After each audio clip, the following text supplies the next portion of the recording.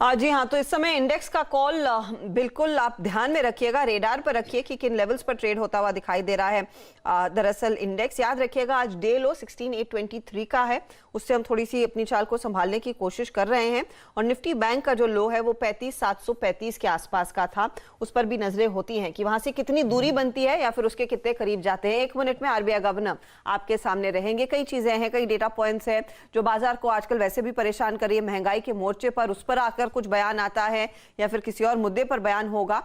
No second guesses, RBI governor को सुनेंगे कुछ ही क्षणों में और फिर मार्केट रिएक्ट कैसे कर रहा है उस पर ध्यान देंगे। लेकिन फिलहाल कुछ ट्रेंडिंग काउंटर्स आपकी स्क्रीन पर लेकर आते हैं जहां पर आज के दिन में ट्रेड तेजी और मंदी दोनों के देखने को मिले। आज रेन इंडस्ट्रीज काफी दिनों बाद 5% तक की तेजी दिखाता हुआ स्टॉक नजर आया। याद रखिएगा ये वायदे का हिस्सा है। दूसरी तरफ ब्रिटानिया 4.5% ऊपर अच्छे नतीजों पर। एमएनएम फाइनेंशियल कमेंट्री शायद बेहतर रही है, नंबर्स ऑन एन एवरेज ठीक ही थे, 2.5% ऊपर। ओएनजीसी में देख रहे हैं हम करीब 3.5% तक की बढ़त देखने को मिली है। लेकिन बाजार को नीचे की तरफ क्या खींच रहा है, तो ओलंपिक फार्मा 6.5% नीचे, नंबर्स के बाद प्रेशर रहा है इस तिमाही में। इन्फोएड 5.5% के नुकसान पर।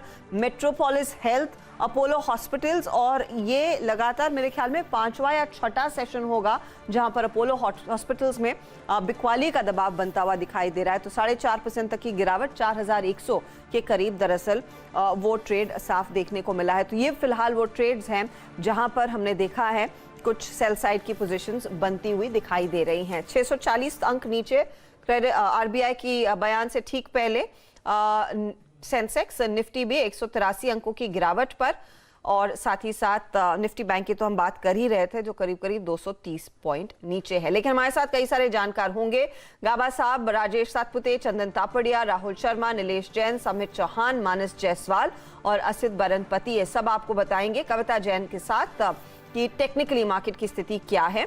फंडामेंटल्स पर जियोजीत के गौरांग शाह को जोड़ेंगे। कल आने वाले नतीजों में डाबर मैरिको पर नजरें रहेंगी। एलआईसी के आईपीओ के सब्सक्रिप्शन के आंकड़े इस समय क्या इंडिकेट कर रहे हैं, कितना अट्रैक्टिव है ये इशू, उस पर भी बात होगी। यतिन को जोड़ेंगे जो आपको डीलिंग रूम चेक भी देने वाले हैं। वीरू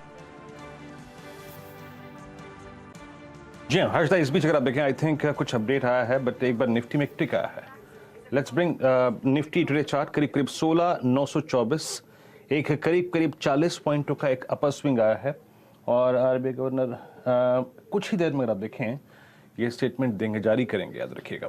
एक बार निफ्टी बैंक लेके आइए, और निफ्टी बैंक का जो वो एक टिक आया, जब हर्ष तक अगर आप देखें वॉल पे आपको कुछ इंट्राडे स्विंग्स पढ़ के सुना रही थी, उसी वक्त बैंक निफ्टी करीब 35,920 से लेकर करीब करीब 36,150।